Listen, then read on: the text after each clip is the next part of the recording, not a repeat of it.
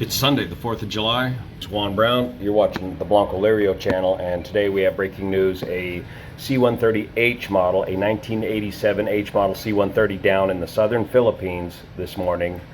Here's what we know so far. And we're going to have a little discussion, a little bit about C-130 assault landing procedures.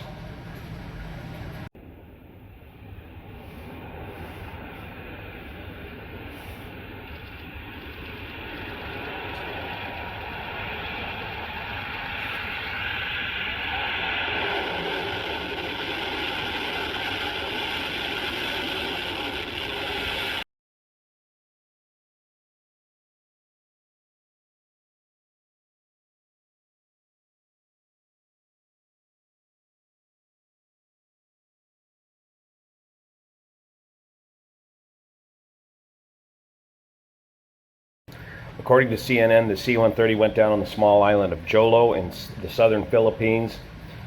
There were 96 souls on board, and as of this morning, 45 fatalities. The C-130 was on a short hop from Cagayan del Oro, if I'm saying that correctly, over to Jolo in support of operations against the Abu Sayyaf Filipino jihadi group who's been promoting terrorism there in the southern Philippines. This 87H model Herc was renumbered tail number 5124, but its original serial number was 879284, and it came out of surplus from Pope Air Force Base from the 95th Airlift Squadron, which was deactivated sometime around 2016. The Philippine Air Force had a fleet of 4 C-130s, but only one of those C-130s was operational, or is operational currently, as the other 3 are down for maintenance. So last January, the Philippine Air Force received 2 more of these older H model C-130s, of which this was one of them. If we look at the destination airport, Jolo Airport, according to SkyVector, that runway is only 3,935 feet long by 60 feet wide, or about 1,200 meters by 18 meters in length and width. The C-130 is a great bush airplane, and in the Air Force, we regularly trained for assault landing procedures on airstrips as short as 3,000 feet long and 50 feet wide.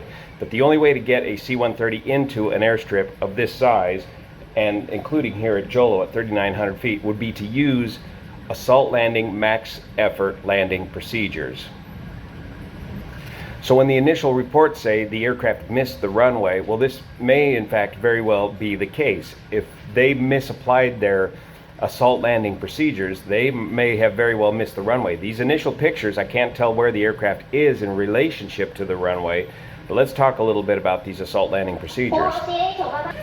So I'm calling on all retired C-130 flight engineers to bust out your toll data cards and spaghetti charts and help me figure out the landing distance for an assault landing for an H model C-130 at gross weight at about 100-foot elevation.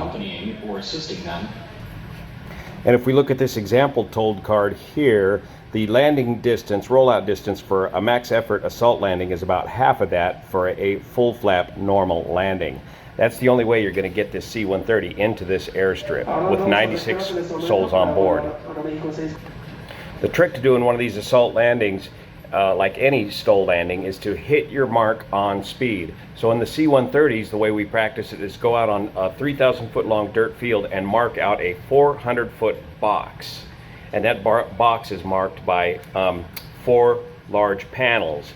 And the objective is you need to land or smash that C-130 into that 400 foot box, and then apply max effort braking and full reverse pitch on the 4 propellers to get the aircraft stopped by the end of the 3,000 foot runway. Your approach speed for this would be about 129 or 130 knots depending on your load, and if you do not touch down in that 400 foot box, which you're going to fly past in just a matter of seconds, if you fly out past that box, you have to go around, and you have enough energy at the C-130 to quickly go around in that situation. Remember, the C-130 4 turboprop engines, those propellers, those engines run 100% all the time. So as soon as you advance the throttles forward, the props are what control your thrust.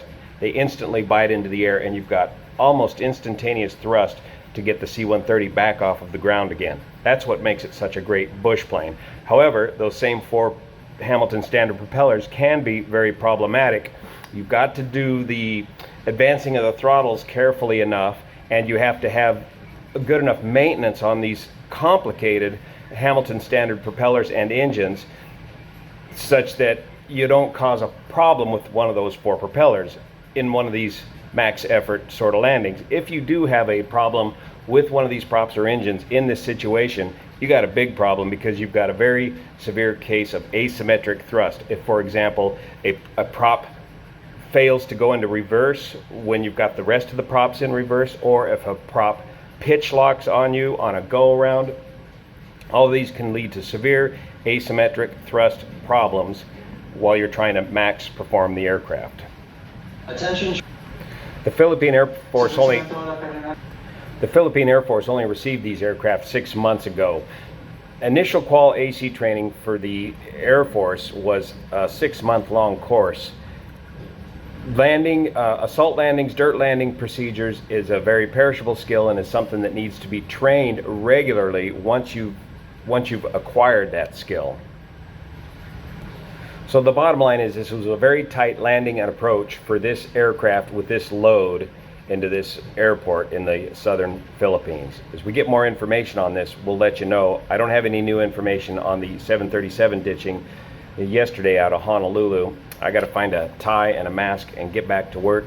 Thanks so much for your support of this channel, and especially those folks over on Patreon that make this content possible. Got to get to work. See you here. I'll post a couple of links in the description below of some good examples of assault landings in the C-130, and note just how hard the touchdown is. You're just breaking the flare just enough to break that fall, how hard it is on the airframes, and how quick it is to fly through the 400-foot touchdown assault zone.